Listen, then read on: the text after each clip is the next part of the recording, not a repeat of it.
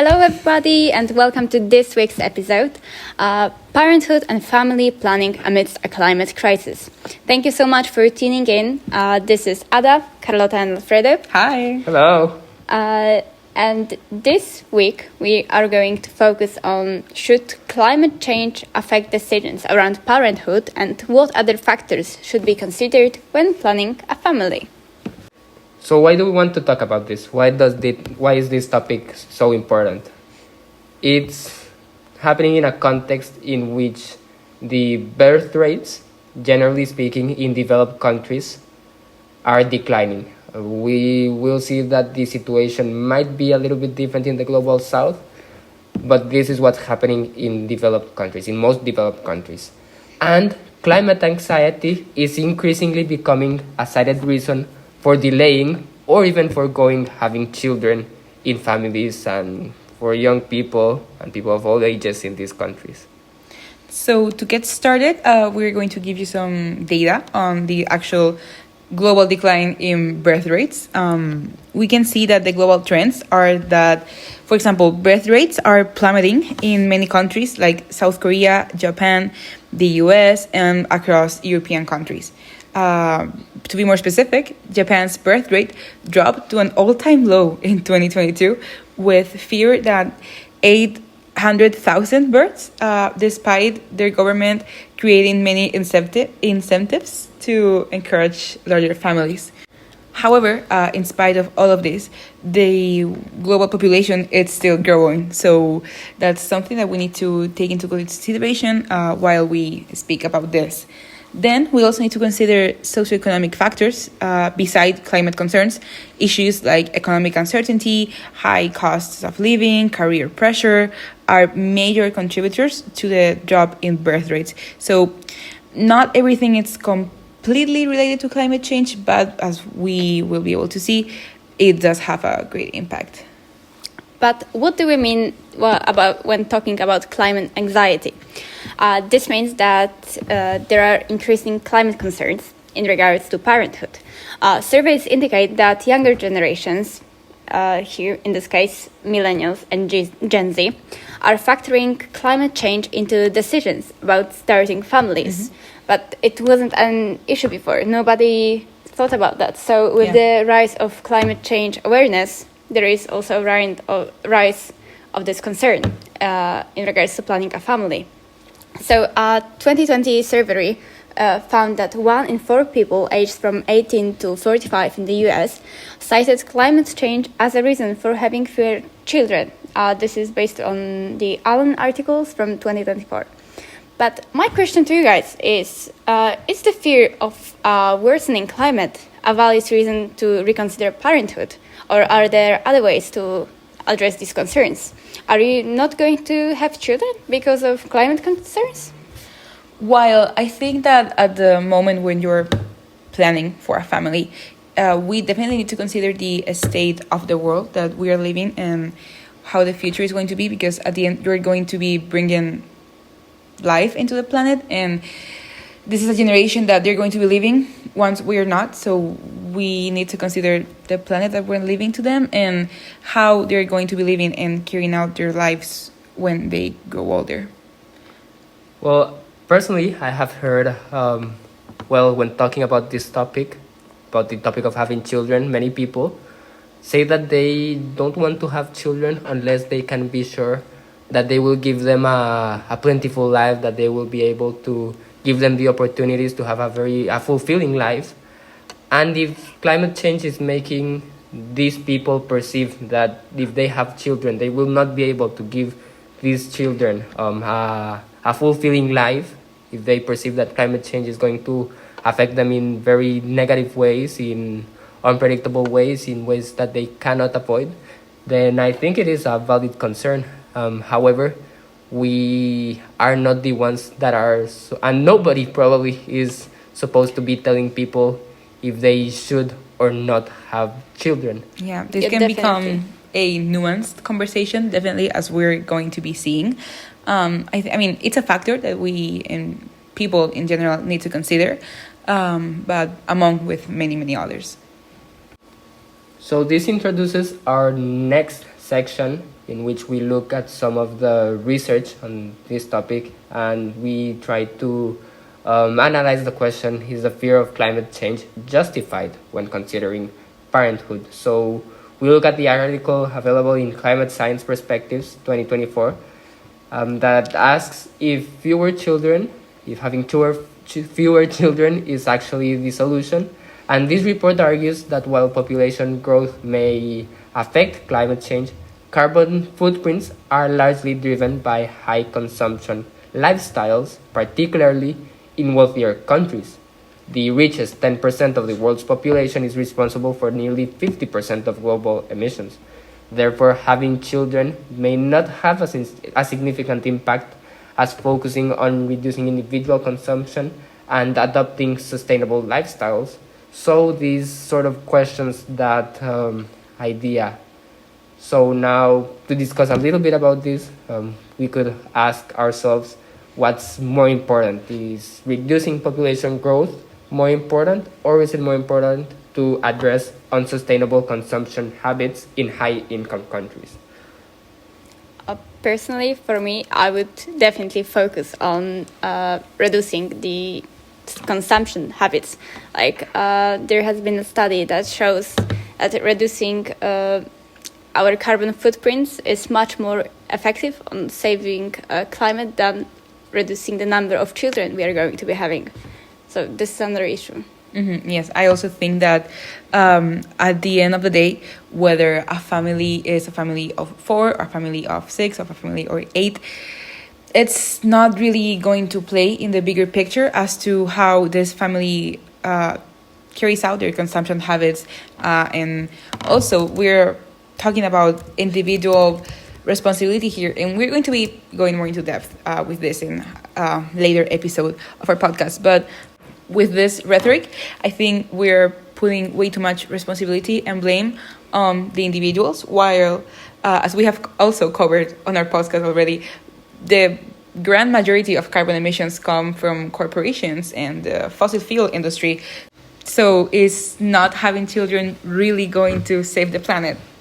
No, I think it's just a big exaggeration. Yeah, I think I agree with you.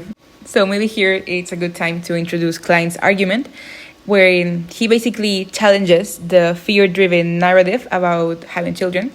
He advocates for resilience, hope, and innovation as ways to address climate change. He also highlights that future generations can be part of the solution, and that it's important to raise our children in a way that they are environmentally conscious and prepared to tackle climate challenges. So here we face with the questions of, do we risk losing the potential for innovation and leadership by not having children due to climate fears? Can we raise the next generation to be agents for change in a world grappling with environmental issues?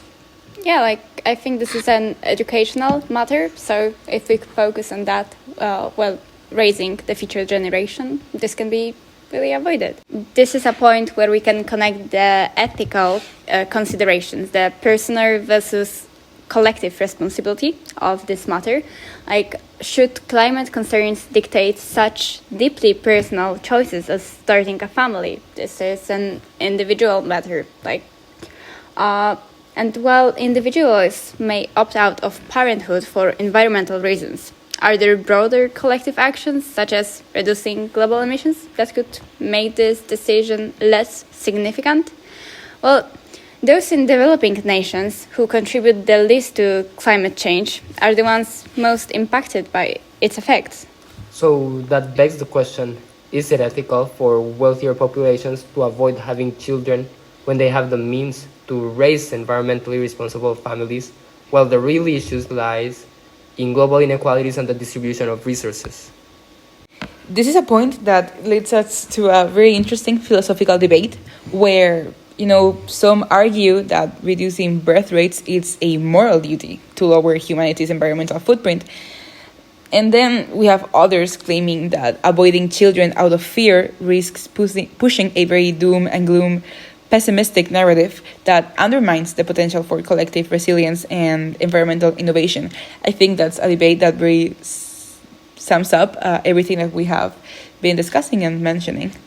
So what should we really be considering when planning a family?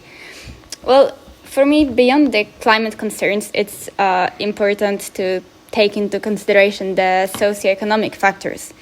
While climate concerns are growing, obviously, economic stability, access to resources, and emotional readiness remain essential considerations for family planning. Also, some argue that instead of avoiding parenthood, we should focus on how to raise children in an environmentally conscious way. So this is an educational matter. But are we really ready to raise a generation that is prepared for climate challenges and plays a role in advancing sustainable solutions? This is like a deep philosophical question.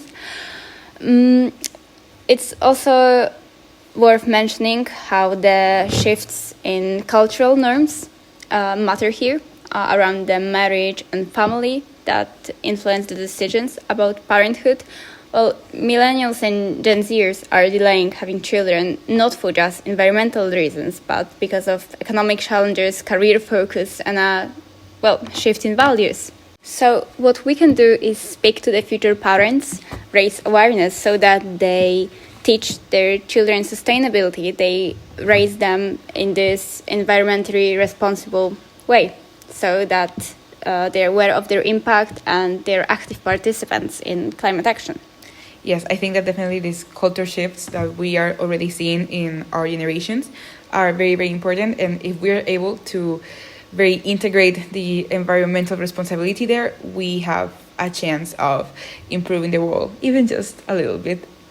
All right, so moving on to the next section, we'll talk about some alternatives to make parenthood more sustainable in a climate crisis and other perspectives that we can have. So the first one would begin by asking if parenthood can be sustainable. That's what this section revolves around, and so there are some strategies to reducing environmental impacts while raising children. For example, sustainable consumption, which can include, for example, buying second-hand items for babies, using cloth diapers, and other strategies that avoid single-use items. Then there's also the idea of low-carbon lifestyles, which emphasize on minimalizing, recycle, and reusing in people's daily lives. And then there's also eco-conscious education, which can install a strong environmental ethic in children from a young age. So that ties back to some of what we've been covering on the potential from younger generations, but that has to go hand in hand with a very robust education on this topic. And to a very large extent, that's what we are trying to do with the entire podcast. So it also has a lot to do with our objectives, with what we're doing. I think this that you just mentioned, it's a great way to focus this discussion and this debate. And I think this also leads us to some other very interesting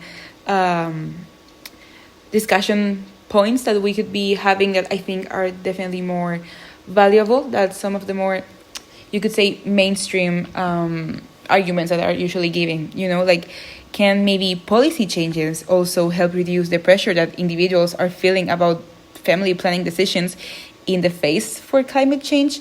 And then, on the other hand, we are also seeing a lot of corporate greenwashing. Are companies doing enough to address climate change, or are they just placing undue responsibility on consumers?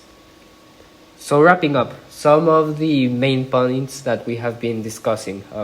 Climate change is influencing family planning, but the solution may lie more in collective action and sustainable living than in avoiding parenthood. Secondly, ethical and practical considerations go beyond climate fears and should include personal readiness, socioeconomic factors, and raising the next generation to be part of the solution. So, going back to the big question of should we be having children in this times of climate crisis, well, this is definitely a very personal decision. However, it should be made taking into consideration all these factors that we have been discussing. How can you implement sustainability in your family, and how can you educate your children so they are environmentally conscious? I think these are some considerations that are way more important other than forbidding people from having more than one kid, you know? So we've asked a few questions throughout this episode. We encourage you to reflect on your own thoughts and priorities around family planning and the environment. Thank you so much for listening. Please subscribe to all of our social media. You can find all of the links in our bio, as well as all the sources we used for today's discussion. And please don't hesitate to write to us, send us an email. No, it's not just the weather. And we'll talk to you next week. Yeah, thank you for listening. Yeah, thank you.